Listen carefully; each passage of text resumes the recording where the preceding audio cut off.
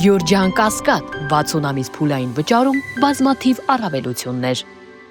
Կարյանը ինչի չի ուզում գալ, հանդիպել մեր հետ, գոնե ինքը պատասխանի մեր հարցերին, չէ որ ասում է, որ ինքը տեղյակ է փաստացի, ինքը շտաբի պետն է եղել, ու ինքը հնարավոր չի, որ պատերազմական իրավիճակում ամեն 15 րոպե մեկ պարտավոր է զեկուցել, չէ՞։ Գերագույն գլխավոր Սևինսկին հրամանատարի։ Հիմա Օնիկ Գասպարյանը ինչի չի ուզում գալ, ինքը գոնե այստեղ, եթե ոչ դահլիճում,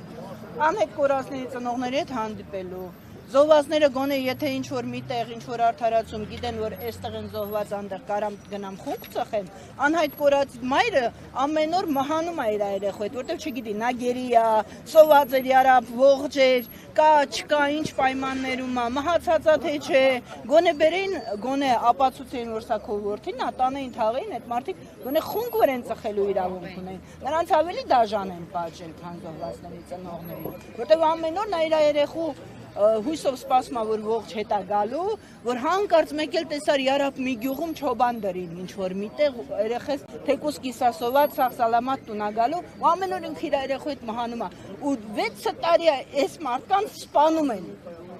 սպանում են անհետ կորածների ծնողներին, 6 տարի սպանում են։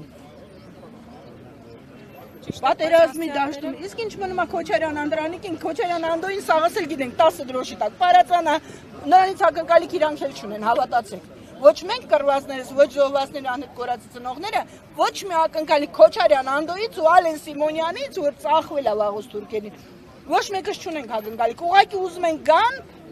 երեսներիս ասեն, որ մենք թուրքերի հետ վաղուց ծախել ենք ձեր երեխաներին, ծախել ենք ձեր արունը, որ ես կոնկրետ 16 տարեկանից եմ թափել, ու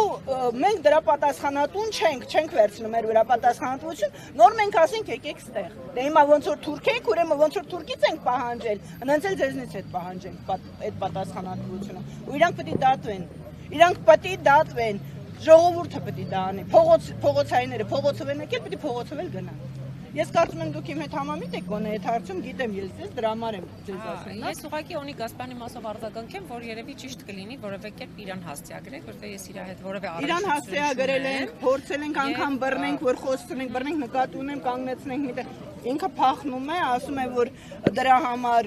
ինքը պատրաստ չի եւ այլն։ Էնպես որ անգամ իրանց գյուղացիներն են փորձել իրեն կանգնեցնել, խոսցնել եւ այլն, անհնարին է։ Ինքը ասում է դուք չեք հասկանում, որտեղ եք մտնում, հասկանում ենք, մտնում ենք Թուրքի որջը։ Շատ լավ ենք հասկանում, բայց կոնկրետ մեծ հետախույզներից դրանով չեք վախցնի։ Մենք Թուրքի որջում աշխատելու սովորենք։ Էնպես որ այս անգամ չի լինել, չեք պլես տալու։ Ու սա նախընտրական քարոզ չէ, մենք ոչ մեկի մարդիկ չենք։ Այո, այս է պետք կարևոր, այս մեսիջը հասցնել, որ դուք որևէ քաղաքական օպոզիցիայից, մանդատ կրողներից որևէ մեկը դավաճանա ու իրանց հետ ունի կուլիսային խաղեր, մենք նրան առաջինն ենք ուզում տեսնենք պատասխանատվության դաշտում։ Առաջինը, որովհետև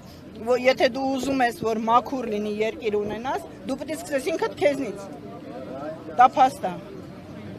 Այնպես որ պատասխանեն, չպատասխանեն, մենք այդ պատասխանը գիտենք, որ չեն գալու։ Ով է գալու, Քեմալի պայմանագիրը, գալու է մեզ ասի ինչ, ասի Էրդողանի գիրք խեմ գրկած ման գալի։ Ուղղակի ուզում ենք նայենք աչքերի մեջ կոնկրետ Ալեն Սիմոնյանի, օրը մեկից վրա գործ է տալի։ Դարել է, այսինքն եղել է գործ տվող փաստորեն։